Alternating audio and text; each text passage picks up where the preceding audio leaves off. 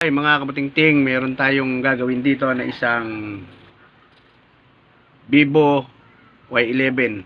Ang problema nito, kalahati lang yung LCD. Ito, walang, ayan o, blackout. Dito lang siya meron.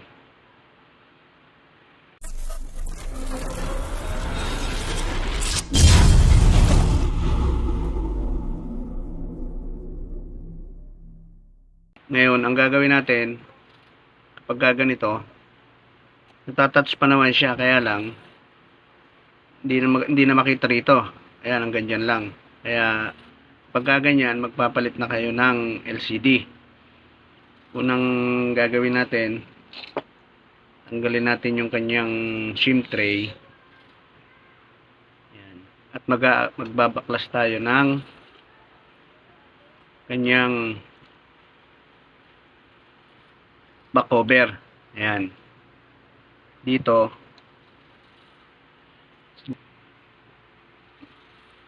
sa ilalim, ayan. Sungkitin nyo lang siya, ganyan.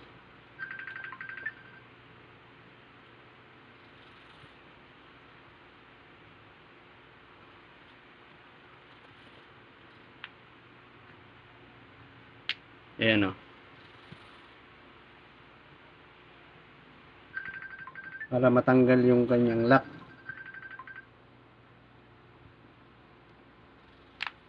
Ayan.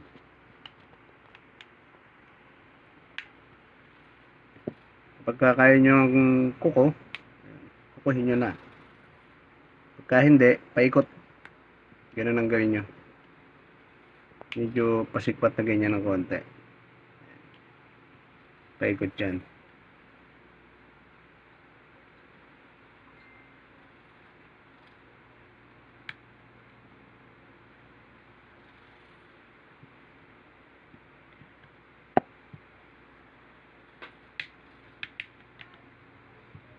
Ngayon itong fingerprint, andito yung kanya, flex. Ayan o.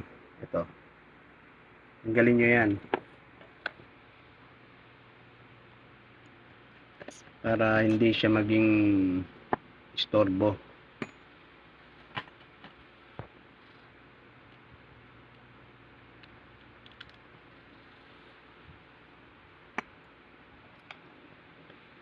Ayan. Sungkitin nyo plastic. Sabi nyo lang. Ngayon, pangalawang gagawin nyo, tanggalin nyo yung mga tornilyo ng board. Ito. Sapagkat magtatanggal tayo ng back cover nung ating board. Iaangat natin yung flex ng kanyang battery. Saka yung battery, tatanggalin din natin sapagkat tatanggalin yung flex ng ating LCD nasa ilalim ng battery.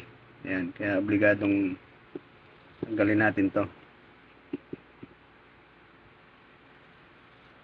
Ayan, double check lang natin.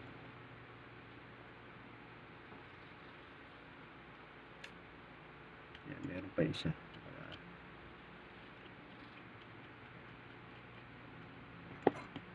Ito yung sa flex ng battery. Ayan o, yung tinatanggal ko na yan. Ito. Ganyan nyo muna siya. Tanggalin nyo na rin yung flex ng power button. Ayan. Dito, angat nyo yung green na plastic na yan, kasama yung white. Tapos, lalagyan natin siya ng, para madali nating tanggalin. Itong nilalagay ko na to, ayan, electronic thinner yan mga kabutingting.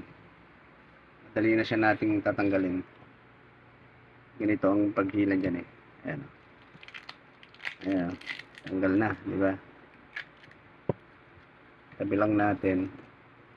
Ngayon itong plastic, iangat nyo rin yan. Ganyan. Kahit kalahati lang. Kasi ito naman yung flex ng ating LCD. Ayan. Ito. Ngayon, dito sa ating LCD, gagawin natin, dito, ito, speaker cover yan. Kailangan maiwan yan eh. Sungkitin nyo lang siya rito. Ganyan. Dito, ayan o, iiwas nyo siya. Yung curve. Para maiwan siya. Ayan o. Dali nang tanggalin to pag ganyang kwan. Ayan o.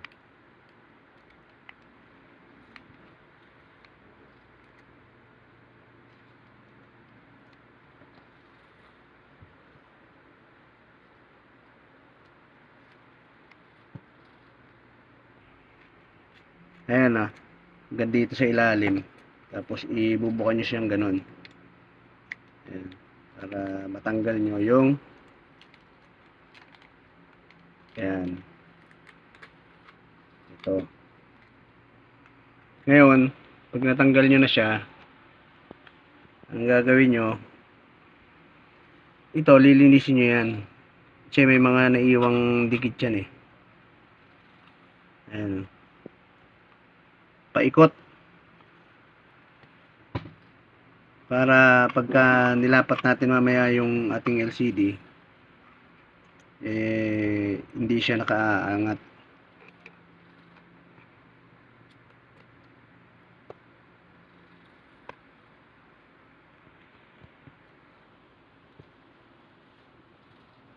Ayan. Pagka naikutan nyo na siya, check lang natin para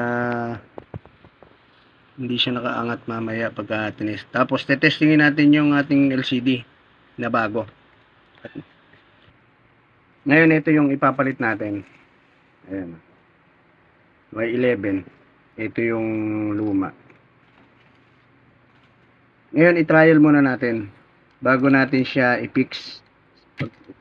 Testingin natin. Kabit nyo lang na ganyan. Tapos kabit nyo yung flex.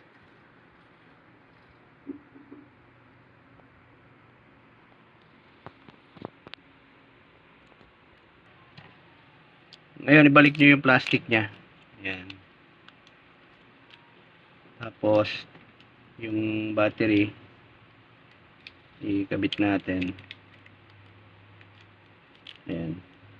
Kabit nyo tong flex ng power button para ma-i-on natin. Ngayon i-try natin siyang i-on.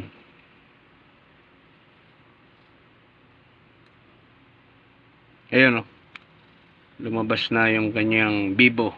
Yan. Hintayin lang natin kung wala siyang diferensya. Kung good yung ating LCD.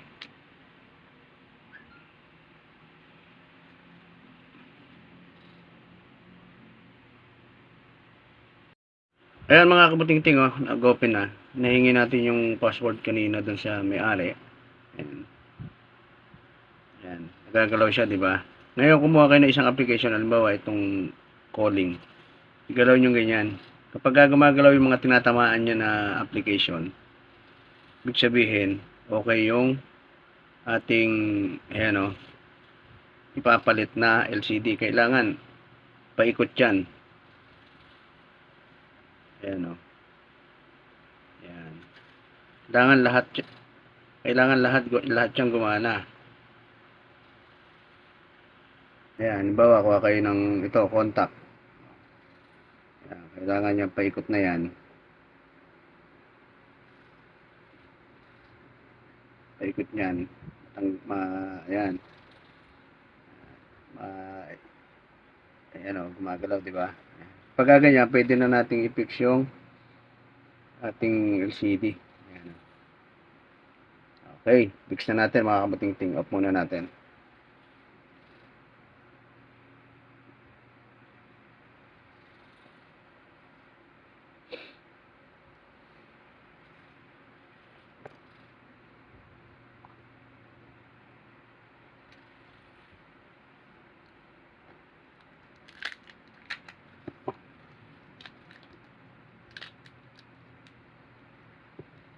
Ayan.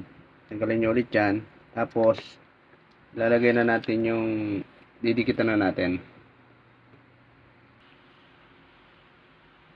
Kaya mga kabuting-ting, idikit natin. Simulan nyo rito. Ayan. Paikot.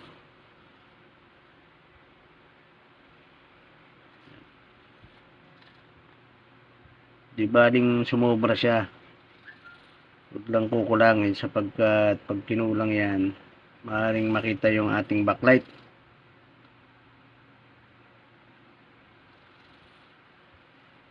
Ayan, paikot yan. Dito, hanggang dito rin siya.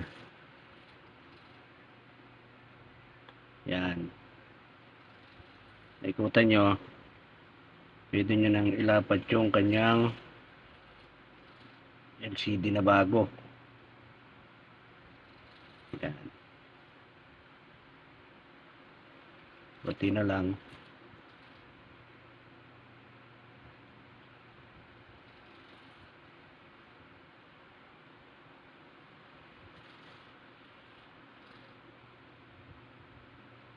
Okay. Kaya mga kabating-ting, i-fix na natin.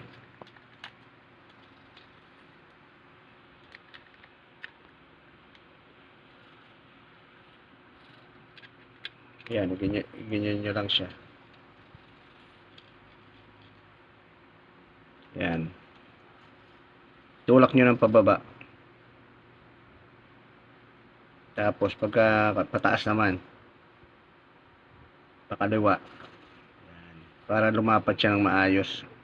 Ayan, meron siyang pinaka-guide. Yan. Ngayon, lapag nyo siya. Tapos, i-fix nyo na yung kanyang flex. Bali, ito, bubuin na natin to mga kabuting-ting. Ayan. Sapagkat na-testing naman na natin kanina.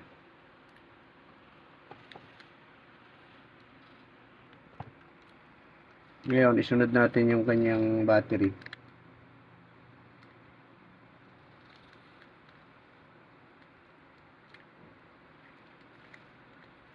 Ayan. Sabit natin yung flex ng power button. Ayan. Iayos lang natin mabuti. Okay. Sunod natin yung cover ng ating board. Ayan.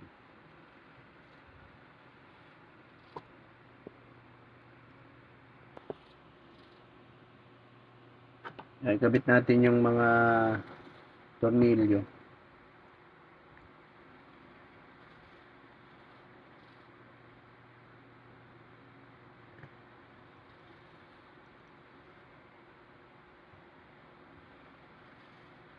Tapos, susunod natin yung kanyang back cover na.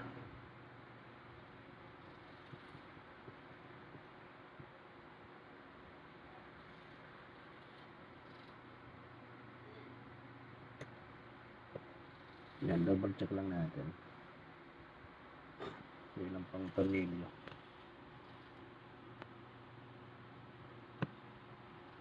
Yan. Okay. Sunod natin ito. Fingerprint niya. Higa niyo siyang ganyan para madali. Yan. Tapos ito. May lock yan dito. Yan.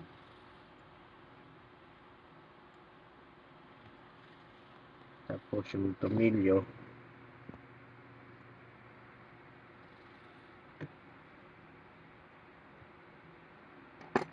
Ayan.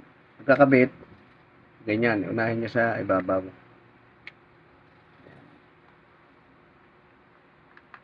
Maririnig nyo naman yan, tutunog yan eh. Ayan o. Ibig sabihin, pagka tumunog, lumapat na siya. Ayan. Paikot yan. Doblehin nyo, paulitin nyo. Ayan. Ngayon, gagamitan natin siya ng clamp. Patutuyuin natin siya ng kalahating oras para lumapat ng maayos yung ating LCD. Yan.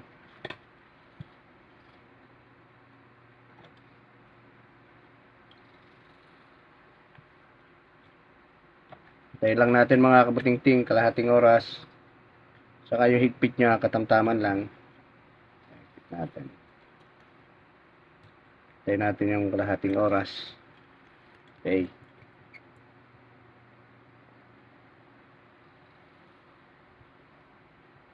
Okay. Ayan mga kabuting-ting, kalahating oras na ang lumipas. Tanggalin natin.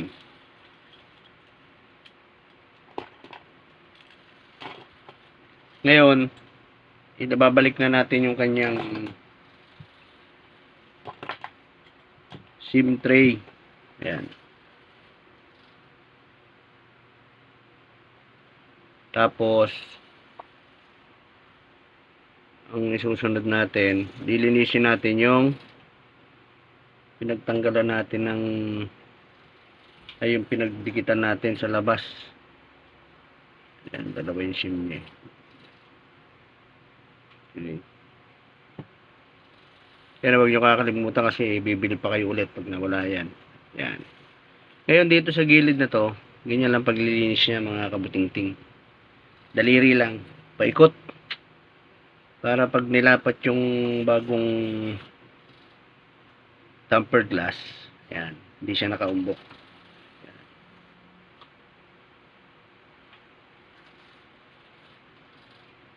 Pupunasan na lang natin mamaya yan para malinis. Yan.